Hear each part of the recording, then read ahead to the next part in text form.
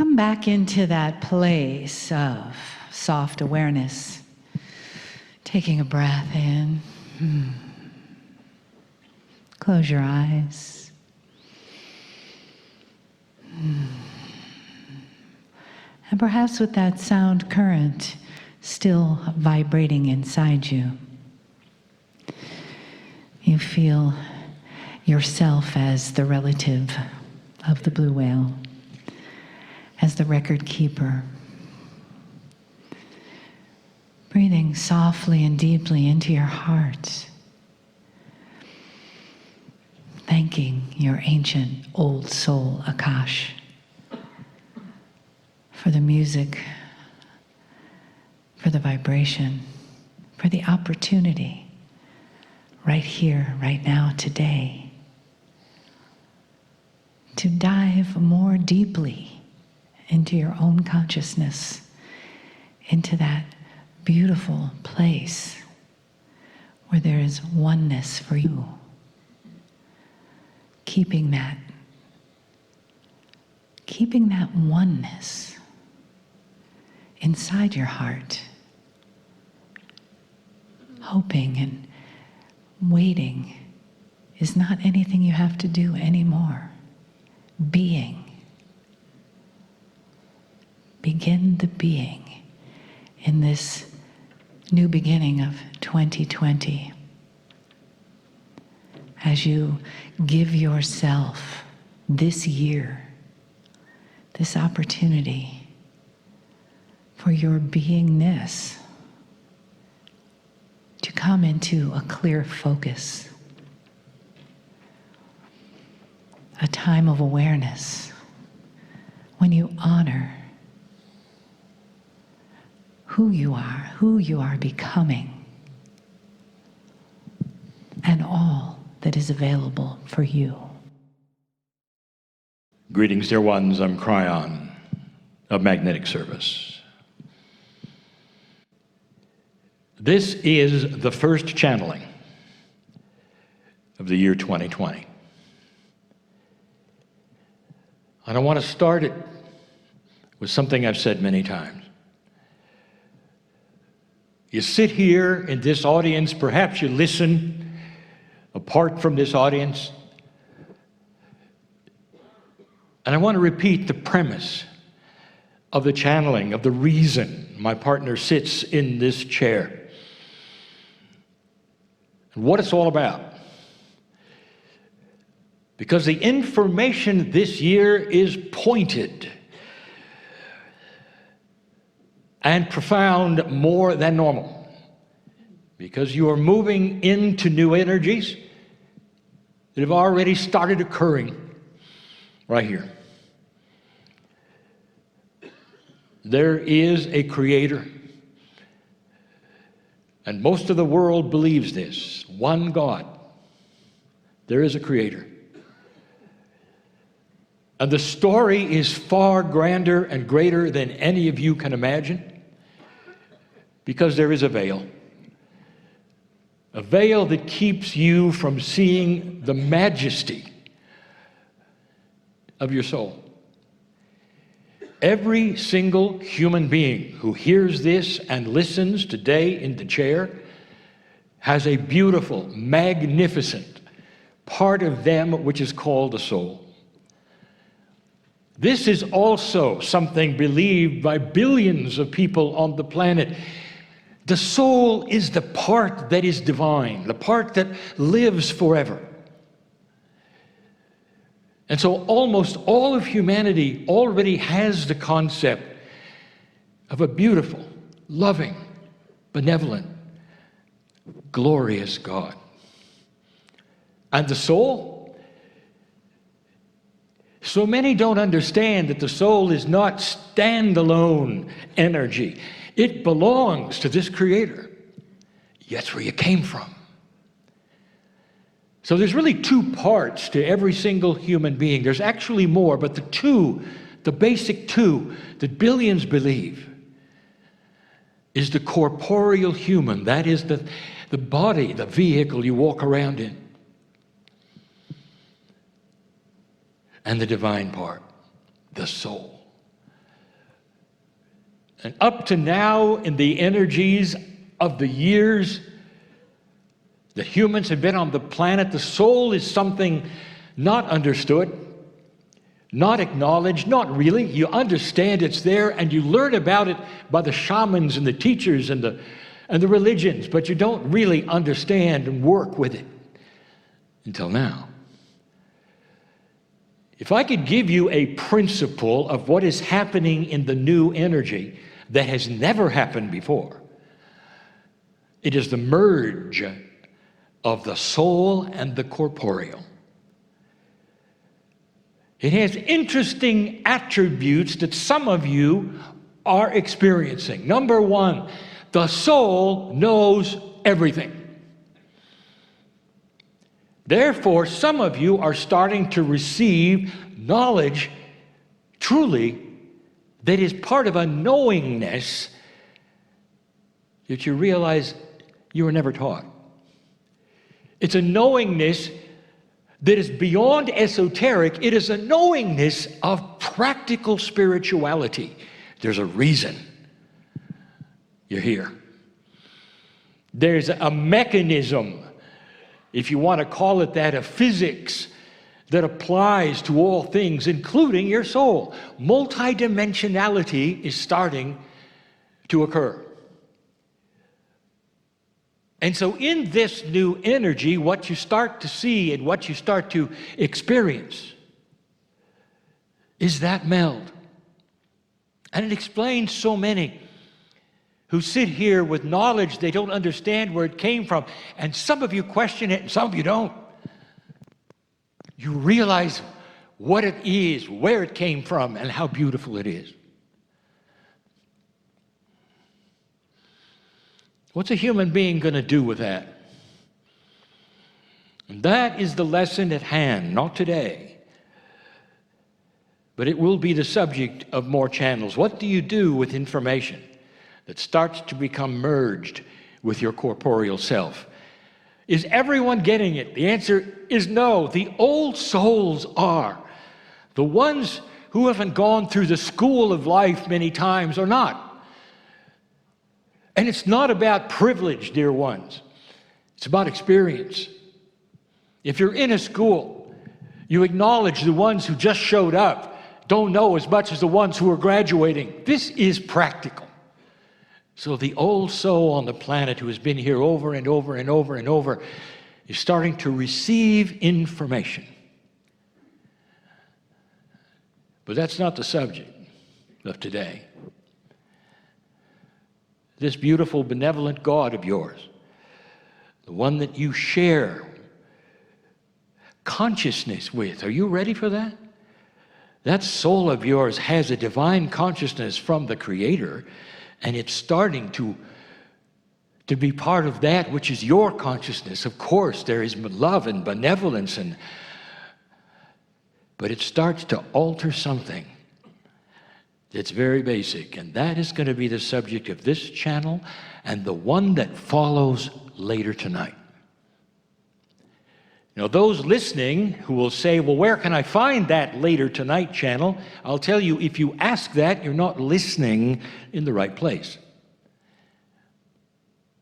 My partner has created in social media a place where all of these channels are. Don't miss the next one. Find it. It's not that hard. The subject is duality.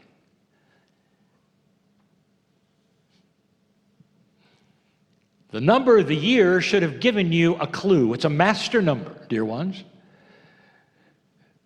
In certain kinds of numerology, the 0 is treated with a value. In Tibetan, it is not. So the year 2020 becomes the number 22. It's a master number, and it really starts to stand for something you have no idea or concept of, called cosmic law. You know it as duality. So this channel is going to revisit duality. But in this energy, dear ones, I got to call it like it is. I told my partner years ago, in the shower, where he receives so much information. He said to me, I don't want to channel if I'm a fool. If I come across as a fool, who's going to believe it? And that's when I gave him one of the first premises that he now teaches, apart from channeling, that he teaches.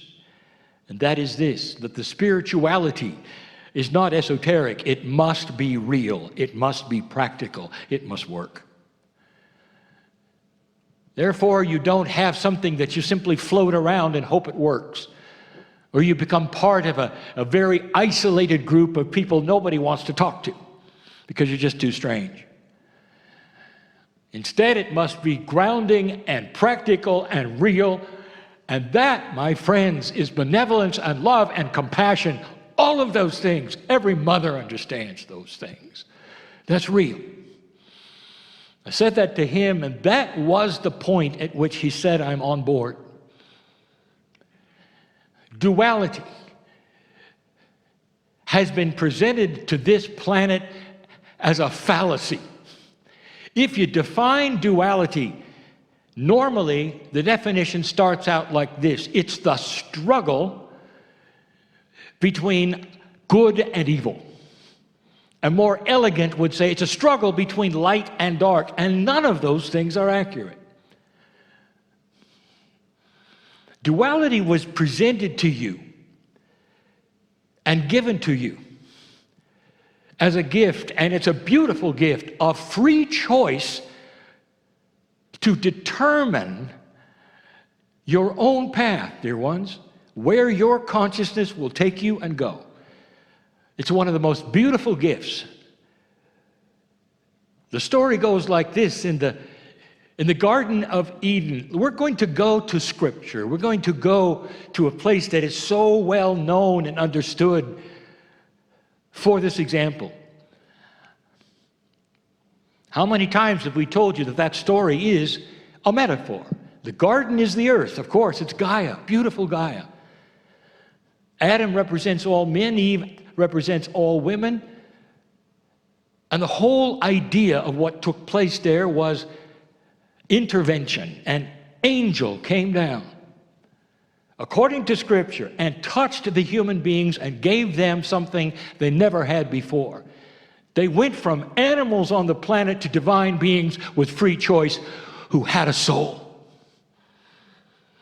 That's the story. And by the way, we have given you even more details about that story. We're not doing that again. Let's stay with that one, because that one is the one that so many who would listen to this would understand. These things must be logical and practical and beautiful. Every one of you sit there as a beautiful creation by the most loving source that you can imagine. I don't have words to tell you about the creative source that lives in you, who always has their hand out, if you want to say. Did you hear that was plural? Who always has their hand out. Spirit is not singular. It's an energy that is everywhere. The creative source is not a individual. It's not a male with a beard. It's loving. It's benevolent. It's gorgeous. I want you to hold that for a moment and compare it to the story of duality. Again, as the story unfolds and the mythology happens, you were given free choice in this garden, on this earth, and right away, you made a bad choice. That's the story. Now that is believable. Let me give you an example. Mother, dad, you have some children in a room and they're just growing up and you're giving the option of a salad or a chocolate bar. Now the children don't know any better. They've had no experience at all with either of these things. They don't understand the principles, the nutrition, They don't understand what's going to happen if they eat chocolate bars all their life. They don't understand any of these things. All they see is the chocolate bar is got to be better than the salad. And so they all go for the chocolate bar. You might say they made an error. They made a mistake. And at that point in time, they'll learn. Because sooner or later, they'll get sick on the chocolate and turn to the salad. And there's even been evidence that scientific research of children doing just that. But the premise is this: you don't know any better. And when you're given new things and new paradigms and given choices in those things, you don't always then go for the best choice simply because it sits there. The angels came down and gave humanity free choice to do whatever they wanted to, and all that was there was presented for them, the salads and the chocolate bars. And they made a mistake. What do you do with a child who makes that mistake? In that room are the children. Well, if you follow the mythology of spirituality, all of the children are now punished. Not only that, their ancestors are punished. Not only that, that chocolate decision is going to last thousands of years, and you're going to be tortured for it. That is the prevailing philosophy of the chocolate and the salad. Billions of people right now perceive God with a stick. God with a stick. Dear ones, that's not the God in you. The creative story has a mistake being made and you're punished forever for it. Does that sound practical, reasonable? Does it sound like what a divine God would do? Would you do it with your children? And how that then became the mythology of today's belief is understandable because of the energy that has prevailed until this time. There was nothing better, really. Old souls start to wake up. This channeling is not meant to make anyone wrong. It's meant to awaken an explosion to spiritual logic. That soul of yours is magnificent, and so are you. Don't let anyone tell you you were born dirty. That is mythology.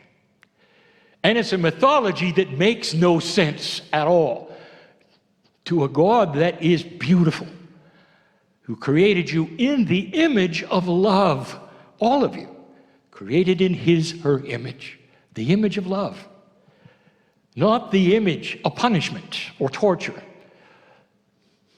Even today, billions believe that when they die, they'll go meet an angel. And if you don't come up to some standard, that angel is going to send you to a place that was prepared by a fallen angel because of a war in heaven. Does it get any worse than this? This is the children's story of the age, dear ones. This is Kryon getting practical, telling it like it is. It doesn't make sense.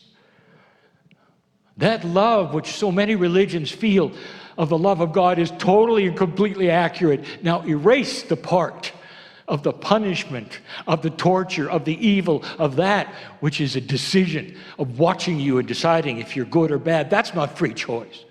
God did not give you free choice and immediately judge you on your choice. I redefine duality because of what's next, what I'm talking about tonight. Duality is the beauty of having free choice of light and dark. Did I say struggle? Sometimes those free choices of light and dark will create struggle. And that is human nature at this moment in time before it starts to shift, that you always expect the worst. And it's in your verbiage.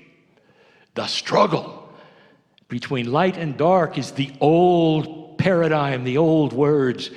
It's not a struggle if you make the right decision.